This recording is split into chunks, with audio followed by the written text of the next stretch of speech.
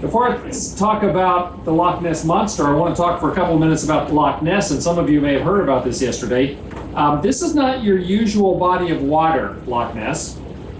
It's about 22 and a half miles long and between a mile and a half wide. But this body of water is the largest lake in all of Britain. In fact, there is more water in Loch Ness than in every other lake in England, Scotland, or Wales combined.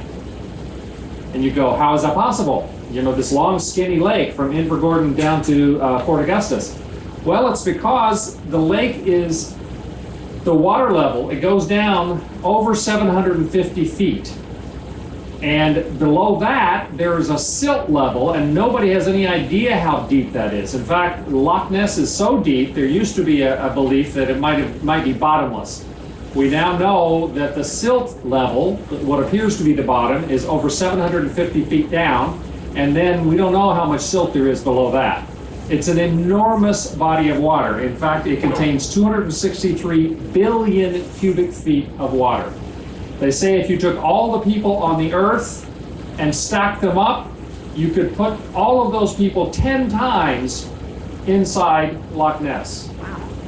So one of the reasons why this is such a mystery and such a mysterious topic when we talk about the Loch Ness Monster is simply because the loch itself is so very unusual. When they get a typical rain, the level of Loch Ness can come up 2 feet because it's got an enormous area from which, you know, the rainwater runs into Loch Ness. On a very heavy rain, the level of the water can come up as much as 7 feet. So it's quite an extraordinary place. And it's also true that Loch Ness, unlike the other lochs, never freezes because it's so deep. The first 100 feet of the loch will vary according to the temperature of the air. But below 100 feet, there's a line called the thermocline. Below that, the temperature of the water is always 44 degrees. So when the cold weather in winter causes the water at the upper levels to be cold, of course, heat rises. So the cold water sinks, the warm water comes up, and it never freezes because the warm water is always coming back to the surface. And in wintertime, you will see tremendous mist coming off of Loch Ness because it's warmer than the outside air. They say that the amount of heat that is generated from the mist coming off of Loch Ness is the equivalent to burning 2 million tons of coal every year. So it's quite an extraordinary place. Loch Ness is one of the top, it's the top tourist attraction in the Scottish Highlands. It's one of the top tourist attractions in all of Scotland. People, of course, have heard, if you think of Scotland, people will think either of whiskey or of kilts or of bagpipes or of the Loch Ness Monster. And so it has become a huge industry, generating something like 25 million pounds a year in income. That's not just from people renting cars and staying in hotels and eating food, but also buying stuff, you know, buying Loch Ness Monster stuff, the little dolls and pins and refrigerator magnets and all that kind of thing. So what are we talking about when we talk about the Loch Ness Monster? Well, today I'm going to explain it all to you.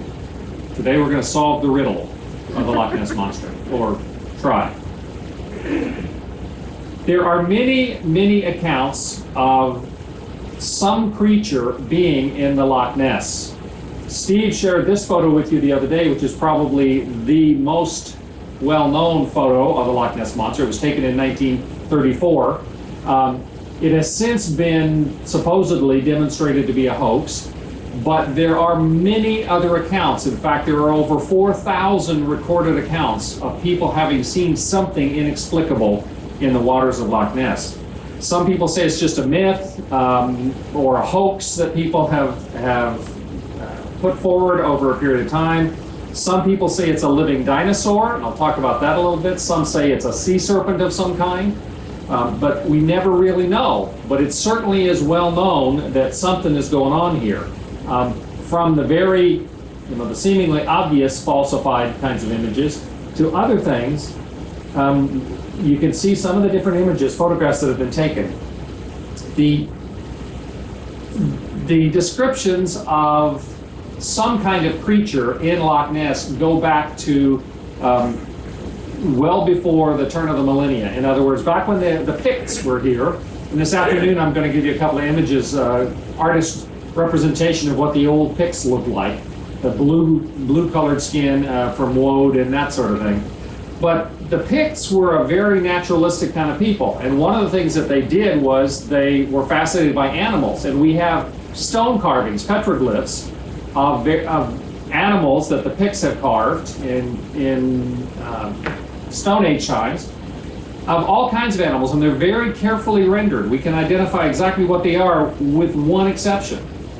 There is one creature that the Picts represented that has a long neck, a small head, what appears to be 4 flippers. Nobody's ever been able to figure out exactly what that thing is. And yet all the other animals that they represented in their carvings were very accurate, and we know exactly what it was that they were dealing with. So the earliest written account we have of some creature being in Loch Ness was from the time of Columba. You remember we talked about Saint Columba, who came from Ireland and started the monastery in Iona and then was responsible for helping spread all that? Well, in the 500s, Columba was in Scotland, of course, when he was planting monasteries. And the report is that he was in the area around the Highlands area around Loch Ness, and he had heard a report that there was some creature there that was killing people. And so St. Columba, according to a biography which was written about him in the 600s, St. Columba went to Loch Ness and he saw this creature attacking a man. One version of the story is that he actually sent one of his disciples, the guys that were following him, to swim out in the loch. That guy must have really trusted Columba, but if that was the case. But at any rate, the monster started to attack him, and St. Columba rebuked the monster and said, "Go back, leave him alone." And the monster did, and following that, the monster was never recorded as having attacked a person again. Now, that was written in the 600s about an event that was supposed to have happened in the previous century, in the 500s. It's in a biography of St. Columba. We have other references in the 1800s, but very sporadic. The Loch Ness Monster idea doesn't really come into the mainstream until the 1930s. In the early 30s, they built a road that goes along the shore of Loch Ness, so people had more access to it. And in 1933, there was an account of a couple that were driving on this new road, and they said that this monster, the man described it as being either some sort of monster or a prehistoric beast or something. They said walked across in front of their car carrying another animal in its mouth and went across into the loch. And by the way, Scotland has no lakes. Did you know that? They say it's one of the only country in Europe that doesn't have any lakes because they're all lochs. And so the monster was reported in 33. The next year, 34, was when we had another report of a sighting, and that's when this photograph appeared in the Inverness. There's a couple of newspapers. The Inverness Reporter. I'll think of it in a minute. At that point, the London Daily Mail heard about this because it was printed in the Inverness paper, and they were fascinated. And this was mentioned by Steve the other day. They hired this famous big game hunter, and his last name was Weatherall. His first name was, unfortunately, Marmaduke Weatherall. Well, Marmaduke Weatherall came here, and he was a big game hunter, and he was renowned for his expertise with all kinds of animals. And so he started looking for it. He was paid by the London Daily Mail, and he found tracks of a 4-legged animal. And the London Daily Mail published a headline that said, "The Loch Ness Monster is a fact, not a myth." Well, they sent these tracks, they made impressions of the tracks and sent them off for examination at museums, and the report came back that it was a hippopotamus foot. And in fact, it was the same hippopotamus foot had made all 4 of the tracks. Apparently, it was back in the days when people thought it was cool to cut the feet off of exotic animals and use them as umbrella stands or whatever. And somebody had taken that and had faked this. And so at that point, everybody said, okay, it's all silly. This doesn't make any sense. Why are we listening to this? But over a period of time, more and more reports kept coming in. In fact, I'll mention this here because I've got this photo up here. In 1975, the Boston Academy of Applied Sciences did an intensive examination of Loch Ness at all levels from shore to shore, and they used sonar and underwater cameras. And one of the things they came up with is this image. Can you see it? Can everybody see that? Which they enhanced it, and it looks very much like a flipper. And they said at the time that they picked up this image, there was also sonar readings of a fairly large something down there. Now, people have since questioned, how much did you enhance this in order to get that image? But I'm going to show you some pictures later of a creature that would have a flipper just like that. So it's fascinating. And what they wrote was, this picture we enhanced, and it shows a flipper some 2 to 3 feet across and 6 to 8 feet long at exactly the time there was a large recording by the sonar. So there have been many, many reports. Here's an example. I know you can't see them from back there, but from 545, when Columba was recorded as having seen the monster, and then in the 1930s, it really picks up speed, and we have a lot of different accounts. Occasionally photographs or films, but a lot of visual sightings that people report. There has never been any physical evidence found. In other words, no body parts, no whole bodies, nothing washed up on the shore, nothing of that sort. And so people will say, well, it's not really been a scientific investigation. But if you're interested in yourself trying to track the Loch Ness Monster, you can do it when you get back home. Because online now, Loch Ness is included in Google Street View. And you can scan and continue to scan every inch of Loch Ness at this point. All 23 miles long and mile to mile and a half wide is visible on Google Street View. So you can spend the rest of your life, as some people have, trying to find the Loch Ness Monster. As I say, with all of these reports, after 1933, after the famous photograph came out, we have a motorcyclist, Arthur Grant, who claimed he almost ran over this beast before it entered back into the loch at 1 o'clock in the morning. We have a young woman who worked as a maid later in 1934 who says she saw it out the window looking toward the loch and watched it for 20 minutes. And the descriptions in all cases are long neck, small head, skin that looks sort of like an elephant skin, flippers, humped back. All of them are very similar. So over 4,000 of these eyewitness accounts have occurred over the years. In the 1950s, a local doctor named Constance White decided to gather together as many of these eyewitness accounts because she had a number of friends who said they had seen something in the loch they believed was the Loch Ness Monster. Nessie is a nicer name. We'll use Nessie, okay?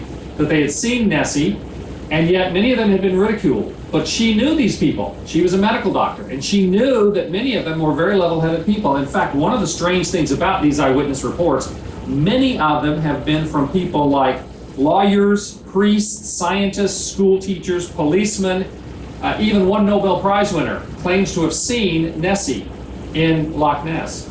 And so Constance White puts together this book in the 1950s of these various eyewitness accounts, and she publishes in 1957 under the title More Than a Legend. At that point, people started taking it seriously. All of a sudden, it wasn't just, obviously, people would say, obviously a hoax, it's a joke, what's wrong with you, that's dumb. All of a sudden, when they started reading the kinds of people that had these accounts, or these reports, eyewitness reports, they started taking it seriously. You ended up with people like, there's a man from the US named Tim Dinsdale. In 1960, he came to Loch Ness on vacation, and he saw what he thought was the Loch Ness Monster. He was an aeronautical engineer. He gave up his career and spent the rest of his life focusing on trying to find the Loch Ness Monster. He was that convinced that he really had seen it. So at the point in the 1950s when Constance White's book came out, there really was a change in public opinion from it being a hoax, obviously a hoax or people just were silly, to being something that might have some credibility. They say that today 1 out of every 4 people in Scotland believes the Loch Ness Monster is real, or Nessie is real. Beginning in 1958, there were major expeditions launched, first by the BBC, and then by 3 major universities, no less than Oxford, Cambridge, and the University of Birmingham, all launched scientific explorations of the loch in the belief that there appeared to be something there based upon the accounts. In every case, the sonar operators, the camera operators detected something, large moving underwater objects, but they could not explain what they were. And the flipper that I showed you is the only example that we have, an actual visual from underwater. Now, lest you think that this is an outlier, there is a study of a modern study of non-proven animals. It's called cryptozoology. Now, scientists laugh at this. They say this is not really a science. Folklorists say it's not really, a folklore thing. It's somewhere in between. There is no physical evidence, so the scientists insist it cannot be scientific. But you have so many different examples of cryptids around the world. This is the height of a person. The kraken, giant squid, which by the way has now been proven to exist. I'm going to show you that in a minute. Ogopogo is a Nessie-like creature that is in Lake Okanagan in Canada that is widely reported.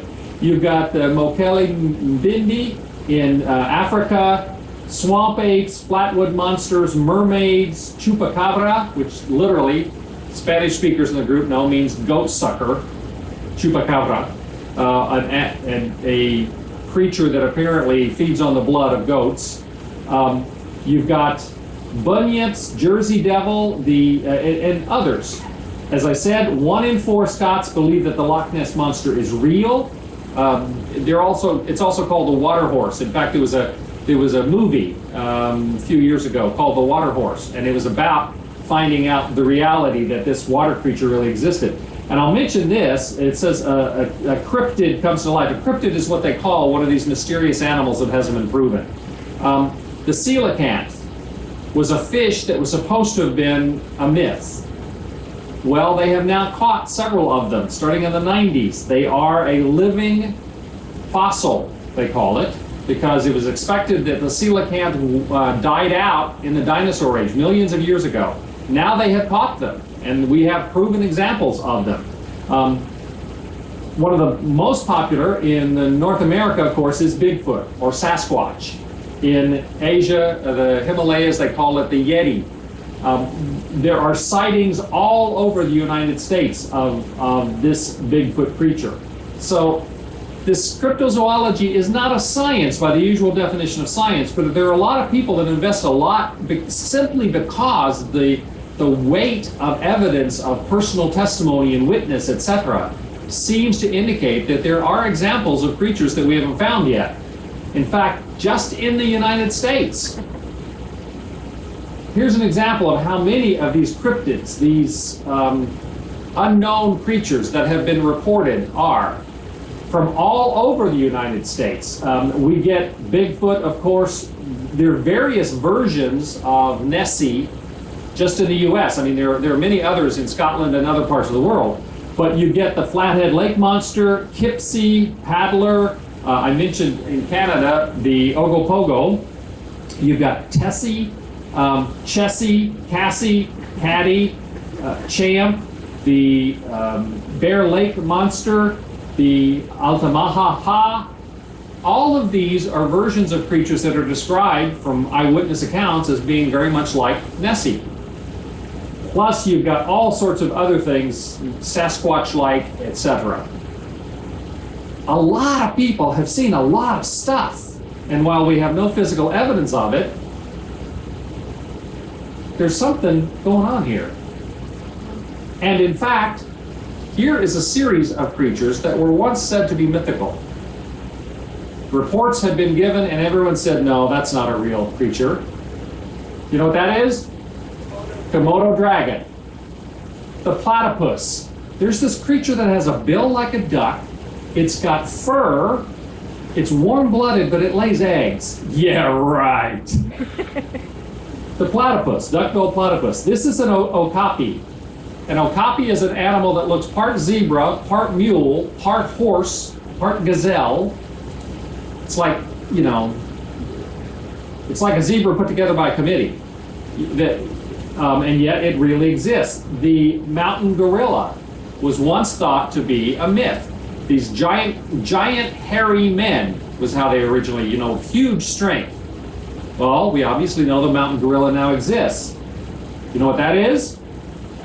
A manatee. Manatees were thought at one point to be the source of the legends about mermaids. Although, that's one fat mermaid. But manatees were thought to be a myth. They were discovered to be real. And I mentioned this earlier, the kraken or kraken, the giant squid. This is a source of so many legends. The sea monster, I mean, from 20,000 Leagues Under the Sea, Jules Verne. The Nautilus is attacked by this giant squid. And they always said this wasn't real. And then, just about 20 years ago, I think it was about 20 years ago, or 25 years ago, a group of Japanese researchers actually filmed one of these with an underwater camera, and they since have found body parts, you know, with suckers that are huge on the tentacles that they found. They now know that this is a real creature. All of these were thought to be myths, the product of someone's imagination at one point. We now know that that's not true. One of the most common ideas about Nessie goes back to a creature that was supposed to have died out millions of years ago, about 66 million years ago, called a plesiosaur. We probably have more skeletal evidence, fossil evidence of the plesiosaurs than almost any other kind of dinosaur. They were one of the first kinds of dinosaurs that were discovered. They now have identified, it's like 100 different versions or species of this one class of creature. Now you will notice, long neck, small head, 4 flippers, hump back, and we have full skeletons of them. A lot of people have said, and you saw the image earlier of a flipper, right? Look familiar? Some people have said that it may be in the depths, the warm depths of the Loch Ness, there are plesiosaurs. Now, it's not just one. There can't be one of these because the first report of it was in 500 AD. And obviously, we've had reports since the 30s. So if there's one, there has to be multiple ones. There have to be a breeding swarm, if you will, in order for there to be anything there at all, or it would die out very quickly. So there is a wide belief that the plesiosaur may very well be the animal that people have seen and identified as the Loch Ness Monster. They believe that the plesiosaur was probably warm-blooded. There's some disagreement about that. Some people think it was cold-blooded, but some people think it was actually warm-blooded, and which means that because Loch Ness never freezes, because there is always warm water below the 100-foot mark, that a warm-blooded creature could probably live there. If it froze during the wintertime, then that would not work. Now, obviously, there have been a lot of errors. There have been a lot of times where people saw a swan or a duck or a Labrador dog carrying a stick in its mouth or whatever. And there has also been a lot of hoaxes. Somebody actually proposed once that what people had seen was an elephant walking in the loch with its nose up out of the air.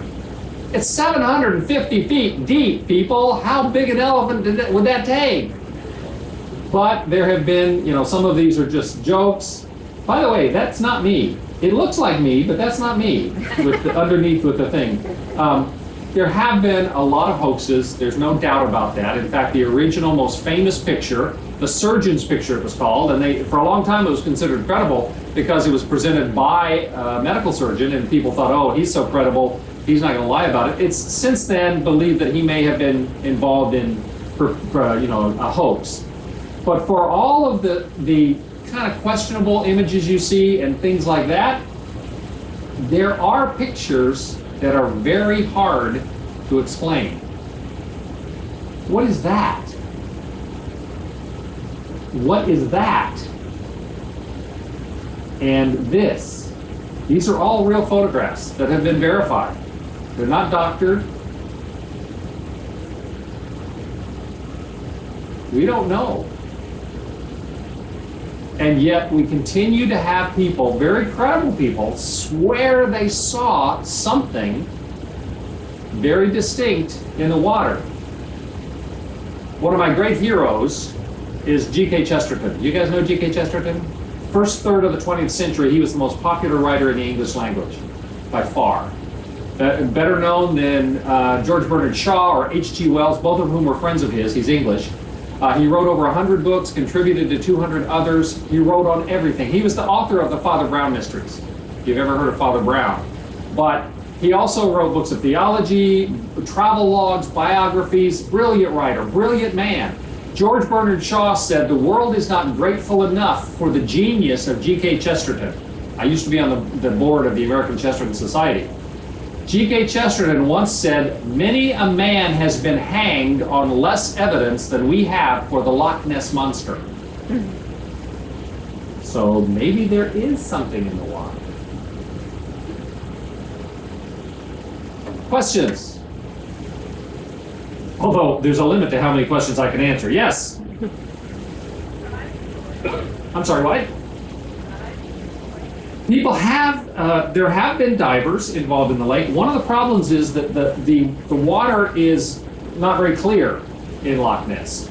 I mentioned that there's a silty bottom and it's way down there, but still the water in Loch Ness is not nearly as clear as some of the other waters that you've seen around here, and so it's very difficult. The reason why that flipper image had to be enhanced is because the lack of clarity in the water made it very difficult to identify what it was, and so they've had problems. Underwater cameras, they've had divers, they have used submersibles, either unmanned submersibles. They've even taken manned, small subs to look for it. But you get underwater and it's very difficult to see anything in Loch Ness.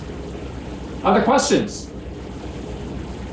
So next time, if you didn't take did anybody who went on the Loch Ness trip hear anything, told anything that I didn't share? Yes, you can have to speak up. Okay, you just went. Is there anything I didn't touch on that you guys heard when you were there? Again, it's been 30 plus years since I was at Loch Ness, and they have a new visitor center there and everything else. Yes? You said they were filming a movie there a while back. They had a model of the Loch Ness Monster. Somebody found it on Google Maps and thought they had discovered it. Okay, he said they were shooting a movie there recently, and they had a model of the Loch Ness Monster that they were using in the movie, and somebody found it on Google and thought they had located the Loch Ness Monster. They reported it, so that's great. I love that. Yes? Since, my best, if this is a creature that apparently has to have air beyond oxygen with water, Right. does it have to surface and get it from air, for example? Right. Is it like a whale, meaning does it have to come up for air, or is it like a fish that can breathe underwater? If it's a plesiosaur, then it would have to come up for air. But beyond that, we don't know. It's that may be why we have sightings of it fairly regularly. But it's very possible that it lives the majority of its time in the warmer water down below and then comes up. If it's not a plesiosaur, if it's something that is not a mammal but a fish, then it could stay underwater and only come up for feeding or whatever. Again, we don't know. That's why I say there's not a whole lot of questions I can answer, because we don't know more than we know. But it's just, like it makes you go, You wonder about it. Yes? Follow-up is, given what you described of the water, would it seem reasonable that during the last ice age, it could have remained liquid at depth the way that a fish could survive? Right. So did the loch remain liquid in the last ice age so that a fish could survive? When people talk about the plesiosaur or whatever, they say, well, it would have had to have come up the river Ness, which is the only exit. There are 7 different rivers that feed into it and other smaller, but only one exit. That it would have had to have come up through the river Ness and then perhaps gotten trapped in there. In the last ice age, 10,000 years ago, Loch Ness would have frozen. And so some people have said they don't think it's a plesiosaur because it would had to have come into the water in the last 10,000 years, and that's way later than they think plesiosaurs went extinct. But we don't know. I mean, it's in the last, prior to 10,000 years ago, the water would have frozen in the last ice age.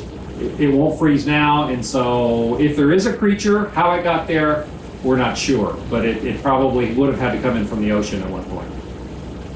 Anything else? Yes? In the last series of photos about the identification of the right, They're taken over a period of time, but all of them fairly recently. These images, this one is from October 20th of 2001. It's actually a dated image. So that's 2001. The others I'm not sure about. There have been, some scientists, there are all sorts of explanations. Scientists have said that when cold water and warm water come together, you get an effect that makes it look as though the water's moving. That's why when you look out across a body of water, you'll sometimes see what looks like a black streak. This is where either the tides the water motion is moving into each other, or because the water temperatures are coming together. But that's not hot and cold water coming in contact with each other. There's something else going on there. I am one who, consider myself a person of faith. And so while I don't take anything just easy, I also believe there are things we don't understand. There are a lot of mysteries, and this is one of them. Yes? Can I speak up? What's that? Right? Yep. Well, they have tried. They have used, starting in the 1950s, they have used the most modern equipment they have, and the latest studies that have been done in this have been in the 2000s, and they have used side scan radar, which is supposed to be the best that's available. They claim a number of the major studies that have been done, like by Oxford, Cambridge, and University of Birmingham, they claim to have seen something moving in the water of some size, but that's all they can say. They don't have enough data. They don't have an image of it. They're not able to say anything more specific than that. But there have been, the guy who invented side scanning radar, they had him involved in examining some of the results they had, and he said it looks like there's something there. And so, yes, they've used the most modern technology available. They have used submersibles. Submersibles were one of the ways they found the Titanic. And that's all the movies and everything have been the films that were brought back by the submersibles. But so far they haven't been able to prove anything. And the Titanic doesn't move. Yeah, and the Titanic doesn't move. That's probably, Carolyn says, it's a good point. The Titanic was in one place, and so once they identified it, they could study it. This is if it's a creature, it's very difficult to sort of nail it down. So, all right, thank you very much.